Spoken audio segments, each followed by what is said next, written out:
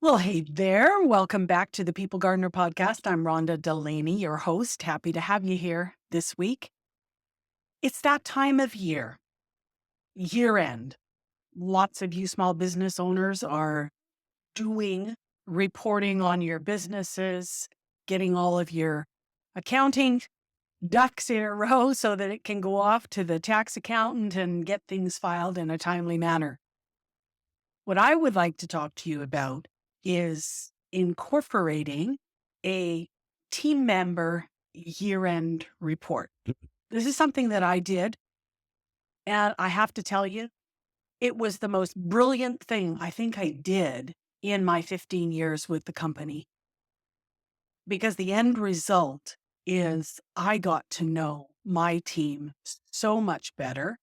And I got to understand how they experienced me, experienced the company, experienced their job and their role.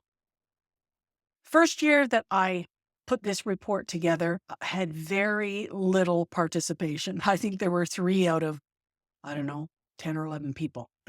By year 3, everybody was participating, and I was getting 6 and 7-page reports, feedback. And so what I've done is I put together a PDF and just a regular Google Doc. So the Google Doc you could actually give to each employee. Once you've looked at all the questions and decided which ones you want to include, you might want to add some, you might want to edit it. You can just send them that doc and then they can actually fill in right on their screen. Just encourage them to use a different color. I did this in a kind of a lighter gray scale, so black will definitely show, and you'll be able to read their responses so much easier. So what's the purpose of this? So often, employees don't feel like they have opportunity to voice their concerns, their questions.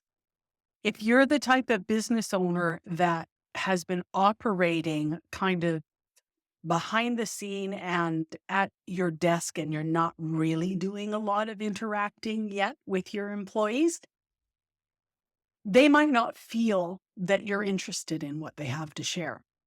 So by putting this before them and giving them some questions to get them started, this is an opportunity for them to give you feedback about yourself and how you lead, feedback about the company, feedback about their role, feedback about the software, any processes, procedures that are in place.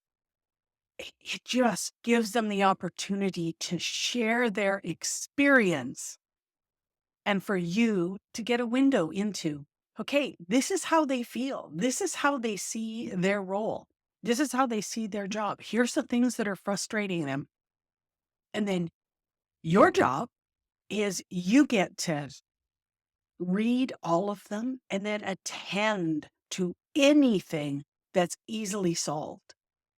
I spent a couple of weeks going through all of the reports. Many of the reports had the same frustration in them. So when you get multiple people from multiple positions having the same frustration, it's like, red flag. Okay, we need to address this.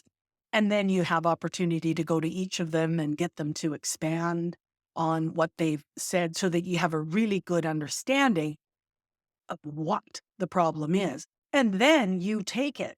If it has to go to the IT department, if it has to go to the software developer that is outside of the company, if it has to go to a different department because there's a real disconnect from the sales department to shipping or the shipping department to the art, however many departments you have. It's so fun to tick these off and to remove all these roadblocks and all these frustrations.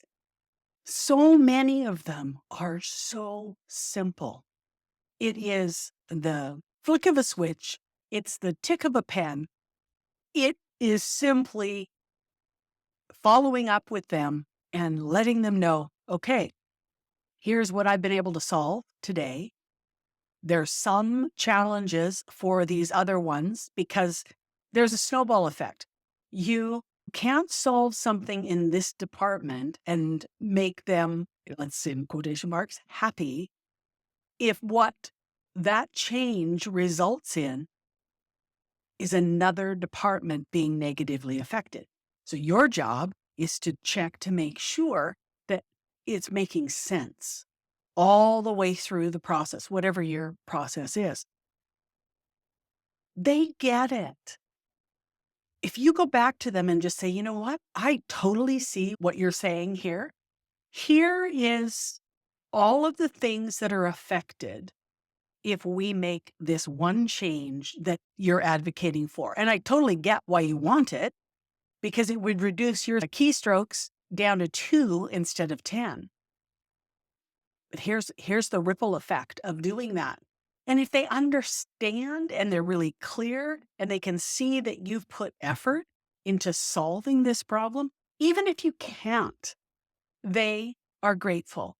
And something I always told them to do is if we weren't able to solve something this year, keep it on your report. Keep a list throughout the year of all of the things that you would like to see addressed and make sure that it gets back on the report, because next year there might be new software, there might be new personnel, you might have gotten rid of a product that was really frustrating them. Things can change. So the whole purpose of this and how you present this to your team is, hey, we want to hear from you. We want you to give us a performance review. As your manager, I want to know. Full amnesty. And this is what I told them. It took them a few years before they were really honest about things that I did that drove them nuts. But they did get there. You want them to feel complete freedom to share everything that they want to share without being worried about any ramifications to it at all.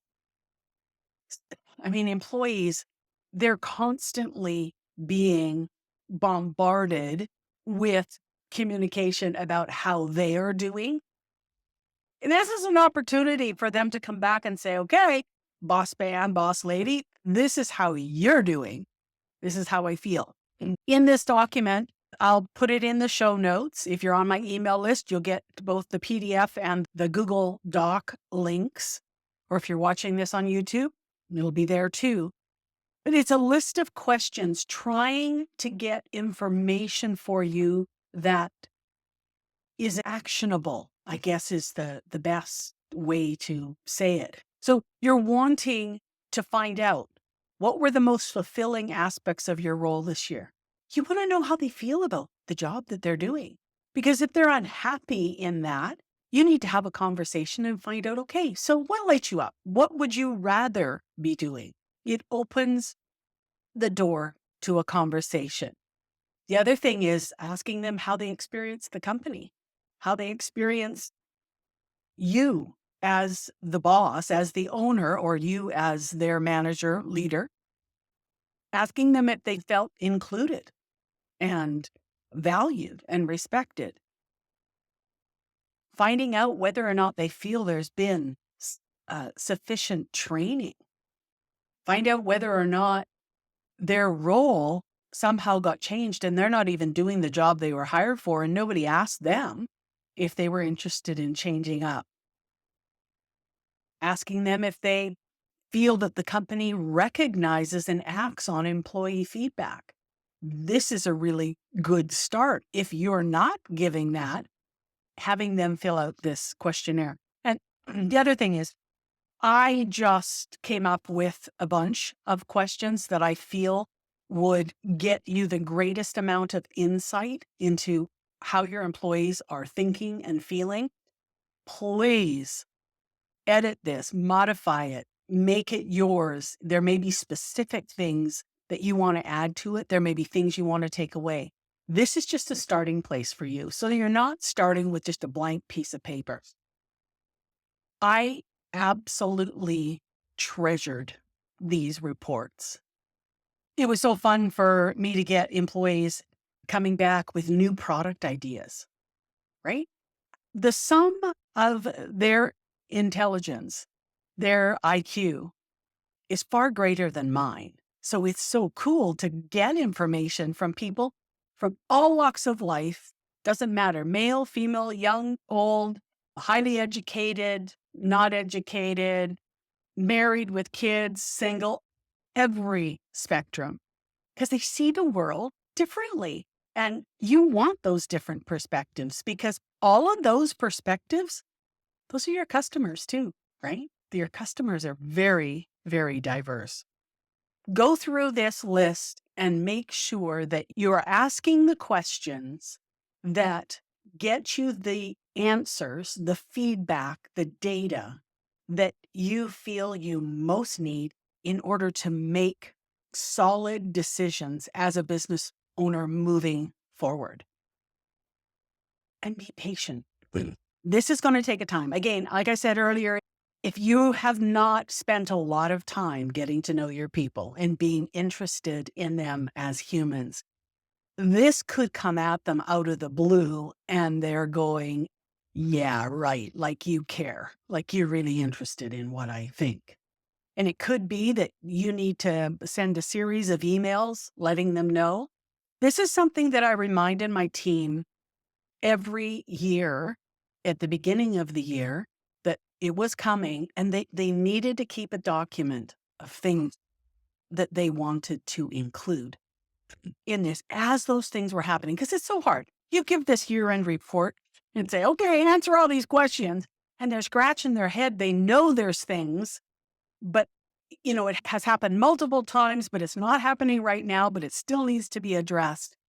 So give them the opportunity throughout the year and remind them, hey, don't forget any stresses or strains. Now, there are things that you are going to need to address and fix on the fly is something that you might be able to just handle in the year-end report. Again, you want every single employee to take this seriously as their opportunity to grade you, to grade the company on what the company said they were all about and what the company said they were going to do to support the employees. You want to know if you're doing it.